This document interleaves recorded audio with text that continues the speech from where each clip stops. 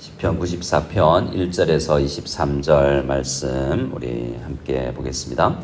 여호와여 복수하시는 하나님이여 복수하시는 하나님이여 빛을 비추어 주소서. 세계를 심판하시는 주여 일어나사 교만한 자들에게 마땅한 벌을 주소서. 여호와여 악인이 언제까지 개가를 부르리까? 그들이 마구 짓거리며 오만하게 떠들며 죄악을 행하는 자들이 다 자만하나이다. 여호와여 그들이 주의 백성을 짓밟으며 주의 소유를 공고하게 하며 과부와 나그네를 죽이며 고아들을 살해하며 말하기를 여호와가 보지 못하며 야곱의 하나님이 알아차리지 못하리라 하나이다. 백성 중에 어리석은 자들아 너희는 생각하라. 무지한 자들아 너희가 언제나 지혜로울까? 귀를 지으시니가 듣지 아니하시랴? 눈을 만드시니가 보지 아니하시랴? 무 백성을 징벌하시느니 곧 지식으로 사람을 교훈하시는 이가 징벌하지 아니하시랴? 여호와께서는 사람의 생각이 허무함을 아시느니라. 여호와여 주로부터 징벌을 받으며 주의 법으로 교훈하심을 받는 자가 복이 있나니 이런 사람에게는 환난 날을 피하게 하사 악인을 위하여 구덩이를 팔 때까지 평안을 주시리라. 여호와께서는 자기 백성을 버리지 아니하시며 자기의 소유를 외면하지 아니하시리로다. 심판이 의로 돌아가리니 마음이 정직한 자가 따르리로다. 누가 나를 위하여 일어나서 행악자들을 치며 누가 나를 위하여 일어나서 행동한 악자들을 칠까? 여호와께서 내게 도움이 되지 아니하셨다면 내 영혼이 벌써 침묵 속에 잠겼으리로다. 여호와여 나의 발이 미끄러진다고 말할 때에 주의 인자하심이 나를 붙드셨사오며 내 속에 근심이 많을 때에 주의 위안이 내 영혼을 즐겁게 하시나이다. 율례를 빙자하고 재난을 꾸미는 악한 재판장이 어찌 주와 어울리이까? 그들이 모여 의인의 영혼을 치려하며 무죄한 자를 정죄하여 피를 흘리려 하나? 여호와는 나의 요새이시오 나의 하나님은 내가 피할 반석이시라. 그들의 죄악을 그들에게로 되돌리시며 그들의 악으로 말미암아 그들을 끊으시리니 여호와 우리 하나님이 그들을 끊으시리로다. 아멘. 시편 90편 말씀부터는 안식에 대해서 주로 말씀을 한다고 했습니다. 근데 오늘 말씀을 보면 안식과는 거리가 좀 멀죠. 어제 93편 말씀의 하나님은 다스리는 하나님, 여호와 통치하시는 하나님이었습니다. 오늘 94편의 하나님은 1절에 복수하시는 하나님, 2절에 세계를 심판하시는 주님이라는 것을 이야기하면서 통치와 다스림 또한 재판, 이러한 하나님이 왕되심. 오늘날 우리의 세상은 입법부가 있고 사법부가 있고 행정부가 있지만 하나님은 다 하시는 하나님이신 것을 인정하는 시입니다. 그래서 오늘 이 시인의 삶은 너무나 어려운데요. 우리 하나님의 말씀 19절에 보면 내 속에 근심이 많을 때에 라고 이야기하고 18절에 내 발이 미끄러진다고 이야기하는 것처럼 시인이 살아가는 세상은 힘들고 나를 미끄러지게 만들고 나에게 근심을 주는 세상입니다. 근데 그 세상 속에서도 하나님은 통치하고 계시고 그 세상 속에 안식을 누리지 못하는 이 시인에게 하나님은 안식을 주시는 분이다라는 것을 믿고 우리도 이 하나님이 통치하는 세상이라고 하지만 의인과 성도가 살아가면서도 여러 가지 힘듦이 있는 이 세상 속에서도 평안과 안식을 누릴 수 있도록 우리를 인도합니다. 그래서 13절에 이런 사람에게는 환난의 날을 피하게 하사 악인을 위하여 구덩이를 팔 때까지 평안을 주시리이다 라고 평안을 이야기하죠.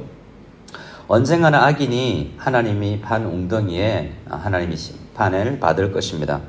근데 그때까지, 그러니까 그때가 오기까지 우리 성도가 살아가는 세상에는 늘 악이 함께 공존할 것입니다. 하지만 우리 성도는 복수하시는 하나님, 세계를 심판하시는 하나님, 그리고 통치하시는 하나님이 계시다는 것을 믿고 그 속에서도 평안을 누릴 수 있는 성도가 되기를 바라는 것입니다. 1절부터 2절까지의 말씀을 하나님을 어떻게 부르느냐, 그것도 반복하면서 부르면서 얼마나 지금 힘겨운 상황 속에 시인이 놓여 있는지를 이야기하죠. 복수하시는 하나님이여, 복수하시는 하나님이여, 빛을 비추어 주소서라고 고백하면서 그의 삶이 얼마나 한치 앞을 내다보지 못하는 캄캄한 상황인가를 엿볼 수 있습니다. 3절에 여호와여, 악인이 언제까지 개가를 부르리까? 라고 하는 모습을 봐서 자신의 삶은 요한 사도의 기도처럼 영혼이 잘됨 같이 범사가 잘되고 강건하지 못하고, 영혼도 지금 힘겹고 범사가 어렵고 몸도 힘겨운 그런 상황인 것 같아요. 그래서 악이 득세하는 것 같고 자신은 하나님을 믿지만 너무나 힘겨운 것 같은 그러한 상황 속에서 시인은 기도하고 있는 것입니다. 세상은 득세하면서 이렇게 이야기합니다. 4절에 그들이 마구 찌꺼리며 오만하게 떠들며 죄악을 행하는 자들이 다 자만하고 있습니다.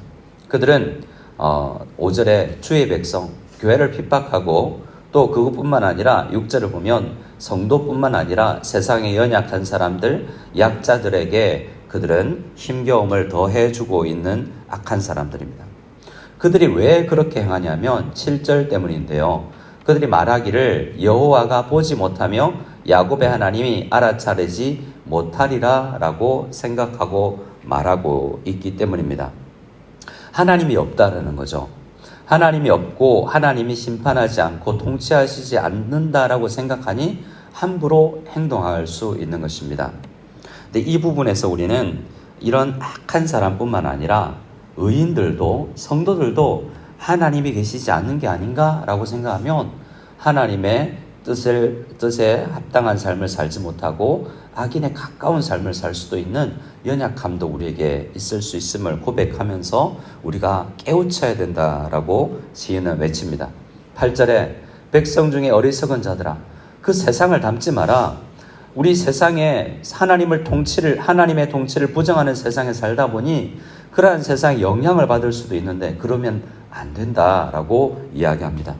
여전히 하나님이 다스린다. 하나님이 없다고 생각하고 하나님이 도울 힘이 없다고 생각하는 것은 어리석은 것이다 라고 우리를 교훈합니다. 하나님은 어떤 분입니까? 9절에 귀를 지으신 분입니다. 눈을 만드신 분입니다. 하나님이 없다고 생각하면 이렇게 두려움에 휩싸일 뿐 아니라 하나님이 통치하고 계시다는 생각을 하지 않으면 순종하기도 어렵죠. 이 표현은 모세가 하나님의 말씀에 순종하지 않을 때 하나님께서 주신 말씀입니다. 저는 말 못하는데요.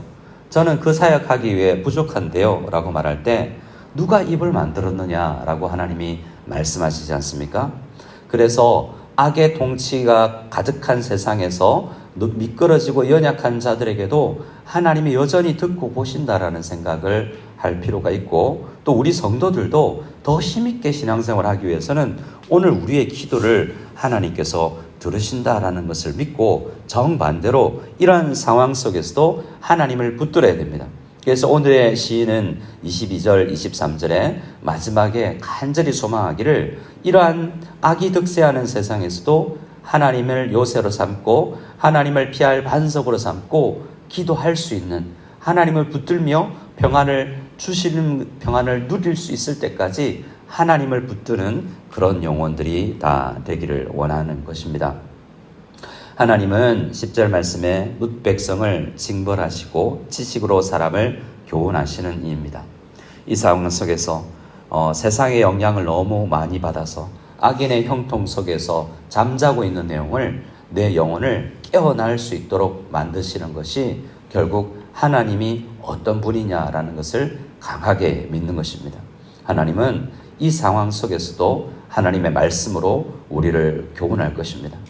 그러나 그러지 못하는 사람은 11절에 이야기하는 것처럼 허무함 속에 빠지게 될 것이다 라고 이야기합니다. 하나님이 없으면 아무리 잘 나가도 그의 삶은 허무한 것입니다. 하나님의 아닌 사람의 생각은 아무리 똑똑하다고 해도 미련한 것이요 허무한 것이다 라고 말하고 있습니다. 하나님은 어떤 분이십니까? 우리 20절 말씀, 17절에서 20절 말씀을 같이 한번 읽기를 원합니다. 17절에서 20절 말씀 읽겠습니다. 여호와께서 내게 도움이 되지 아니하셨다면 내 영혼이 벌써 침묵 속에 잠겼으리로다. 여호와여, 나의 발이 미끄러진다고 말할 때에 주의 인자하심이 나를 붙드셨사오며 내 속에 근심이 많을 때에 주의 위안이 내 영혼을 즐겁게 하시리다. 율례를 빙자하고 재난을 꾸미는 악한 재판장이 어찌 주와 어울리까? 아멘. 여기서 마지막에 20절에 악한 재판장이라고 이야기하는데 하나님과 전혀 어울리지 않은 이름입니다. 우리 하나님은 신약의 예수님의 말씀에 소개된 하나님은 어떤 분입니까? 의로운 재판장이죠. 이 세상의 악한 재판장도 이 지겨워서라도 끈질기게 간구하는 그 과부의 기도를 들어주었던 것처럼 우리 하나님은 우리의 간구를 들어주시는 분입니다. 악한 재판장도 그러한데 선하신 우리 하나님은 너무나 신실하시고 선하시기 때문에 우리의 고통받는 것을 우리보다 더 아파하십니다. 어제 이제 고인의 고 송민규님의 가족들을 잠시 만났습니다. 아이들도 잘 이 상황을 인지하지 못하는 것 같고, 근데 얼마나 힘들겠습니까? 그 상황 속에서 그들도 힘들지만 그 과부와 나그네와 고아 같은 영혼들을 우리의 마음도 아픈데 우리의 마음보다 더 그들을 위해서 아파하고 눈물 흘리시는 분이 우리 선하신 재판장이신 우리 하나님인 것입니다. 세상은 주의 백성을 짓밟는 것 같고 과부와 나그네와 고아들은 전혀 도움을 받지 못하는 것 같이 보일 때도 있지만 우리 하나님은 그런 영혼들이 미끄러질 뻔할 때 하나님 앞에 간구했을 때 미끄러지지 않도록 붙잡아 주시는 하나님의 인자하심을 경험한다면 그 속에서 평안을 누릴 수도 있는 것입니다. 19절에 내 속에 근심이 가득한데 그 속에서도 의로운 재판장을 붙들 때에 주의 위안을 경험할 수 있다라고 이야기합니다. 왜냐하면 우리 하나님은 악한 재판장이 아니고 의로우신 재판장이요 우리의 피난처가 되시고 요새시요 반석이라는 분명한 믿음을 가지고 있기 때문입니다. 실제로 우리 하나님은 그런 분입니다. 이 아침에 우리 연약한 우리의 마음이 근심으로 가득 차 있다면 이 기도의 시간을 통해서 평안을 맛볼 수 있기를, 인자하심을 맛볼 수 있기를, 주의 위안을 맛볼 수 있기를 간절히 소원하고, 우리 하나님은 의로운 재판장이어서 우리의 간구를 들으시고 분명히 응답해 주실 것입니다. 이 힘겨운 하루를 살아가면서 그 하나님을 붙들고 이 하루를 시작할 수 있는 우리가 다 될 수 있기를 소원합니다.